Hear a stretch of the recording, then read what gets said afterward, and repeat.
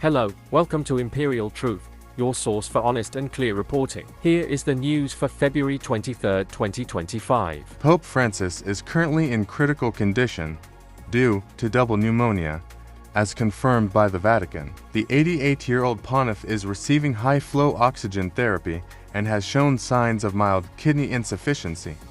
Despite his serious condition, he remains conscious and has expressed gratitude to well-wishers. Medical professionals have warned of the potential risk of sepsis, a severe blood infection, given his vulnerable state.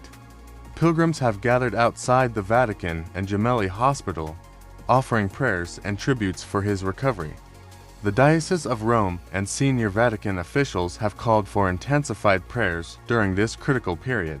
Representative Rich McCormick of Georgia encountered significant backlash during a recent town hall meeting. Constituents expressed their frustration, particularly concerning the Trump administration's recent directives affecting federal employees. The event was marked by heated exchanges and vocal disapproval from attendees. This incident reflects a broader trend of Republican lawmakers facing increased scrutiny and dissatisfaction from their constituents. The administration's policies, especially those perceived as undermining workers' rights, have become focal points of contention. Such town hall confrontations demonstrate the growing divide between elected officials and the public on key policy issues, in particular government safety nets for citizens. The Associated Press has filed a lawsuit against 3 officials in the Trump administration, alleging violations of First Amendment rights. The lawsuit contends that restrictions imposed on press access to presidential events have hindered journalistic freedom. The AP seeks judicial intervention to restore full press privileges and prevent future infringements. This legal action highlights ongoing tensions between the media and the current administration. Press organizations argue that such limitations not only impede their work, but also undermine the public's right to information. The outcome of this lawsuit could set significant precedents regarding press freedom and governmental transparency. The Pentagon has announced plans to terminate 5,400 civilian employees as part of a broader effort to reduce the federal workforce. This decision aligns with President Donald Trump's initiative, led by Elon Musk, to streamline government operations. The layoffs represent approximately 8% of the Defense Department's civilian personnel. This move has sparked backlash from various quarters, including lawmakers and public sector unions. Critics argue that such reductions could compromise national security and the effective functioning of essential services. Despite these concerns, the administration remains steadfast in its commitment to downsizing government operations. The Trump administration has proposed a deal to acquire 50% of Ukraine's critical mineral resources. This initiative aims to secure essential materials for various industries, including technology and defense. Ukrainian President Volodymyr Zelensky has expressed reservations, emphasizing the need for fair terms and security guarantees. Negotiations are ongoing, with both parties seeking a mutually beneficial agreement. The U.S. emphasizes that such a deal would recognize its aid and investment in Ukraine. However, concerns persist regarding the potential impact on Ukraine's sovereignty and control over its natural resources. Several federal employees who accepted the Trump administration's buyout offer have reportedly been terminated. These individuals, initially offered a deferred resignation program, received unexpected notices of immediate termination. The abrupt nature of these firings has led to confusion and frustration among the affected workers. Labor unions have raised concerns about the legality and fairness of these actions. Efforts to block the mass termination through legal channels have, so far, been unsuccessful. The situation shows a clear sign of the challenges and uncertainties faced by federal employees amid the administration's workforce reduction initiatives.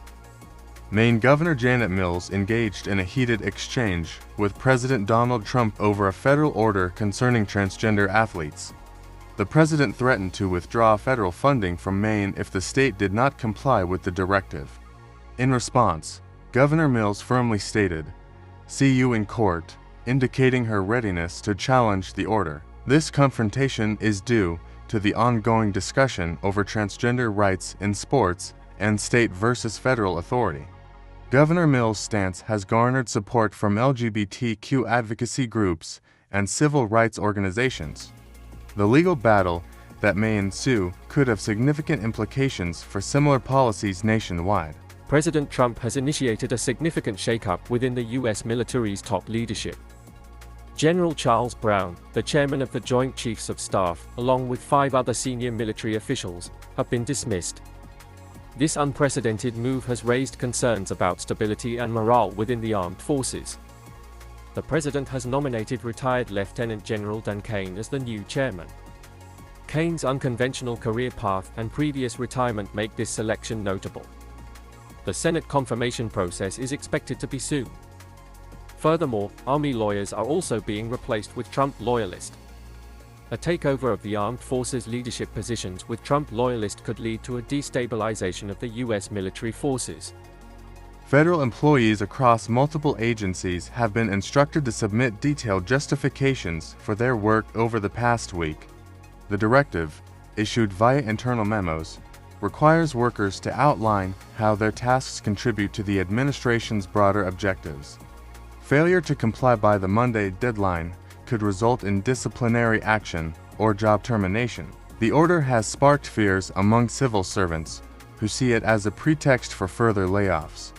Union leaders have condemned the move, calling it an unprecedented loyalty test designed to target those deemed disloyal to the administration.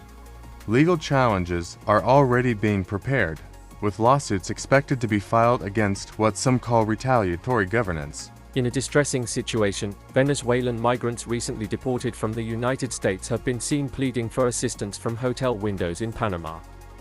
Held in confinement, they displayed handwritten signs reading, "Please help us," highlighting their desperation and uncertain future. These individuals, part of a group of approximately 200 migrants, were returned under new U.S. immigration policies aimed at curbing illegal crossings. The deportees have expressed fears for their safety and well-being, citing inadequate living conditions and limited access to basic necessities. Advocacy groups are raising concerns about the treatment of these migrants, emphasizing the need for humanitarian assistance and legal support. Thank you for watching. Please like and subscribe.